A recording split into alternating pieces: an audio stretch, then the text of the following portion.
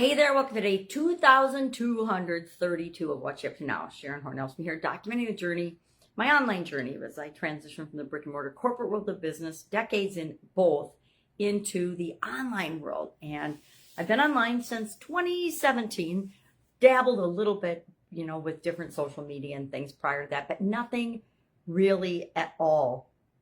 And so following my divorce, I decided, well, what am I going to do now? And I hopped online and started learning and started going down the wrong rabbit holes, like so many of us do.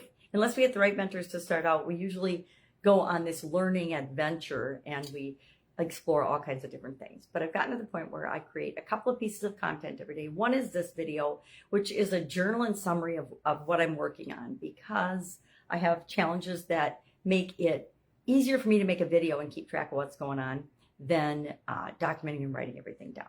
Well, today we're doing this year's annual challenge is the Let's Grow annual challenge. So we're doing one thing every day to grow. And this month we're focusing on spirituality because Easter happens to fall on, at the end of March this year, which is unusual. So I thought instead of doing spirituality in April, we're going to do it in March and mix things up a little bit.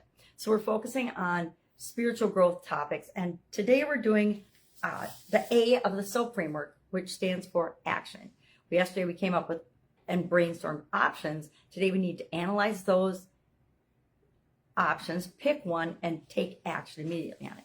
So I shared the Head, Heart, and Intuition tool, which is it's a decision-making tool. It's one of my favorites. I have a handful of favorite tools, just like everybody else does.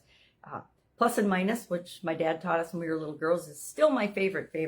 But I think the Head, Heart, and Intuition is my second favorite. So we talked about that today. And then we talked about, for Supersize Your Business, social responsibility. What is it? What does it mean? Why do we want to do it? And then I gave some examples. And I probably put my foot in my mouth because I talked about one that I wasn't going to talk about, because we all use their products and services. I love their products and services, but the founder and owner isn't necessarily an example in other areas and aspects of how he serves.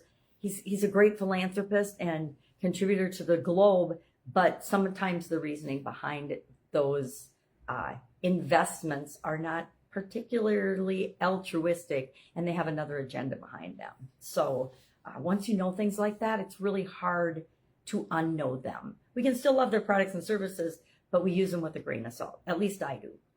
But then I shared some companies that I love: Patagonia, Burton Snowboard Company, Unilever does a lot of great work, but they're, again, behind the scenes and in the past, they haven't always been the best socially responsible organization. And maybe what they're making up for lost time. But everybody's hopping on the environmental climate change type bandwagon in lieu of things like actually making the world a better place in other areas and aspects where they probably should focus. Because guess what? The climate's always going to be changing, right? One thing we can guarantee in life is that there's always going to be change. All right, that's all I've got today. If I can help you in any way, ask. Otherwise, have a fantastic day, and I'll, of course, be with you tomorrow.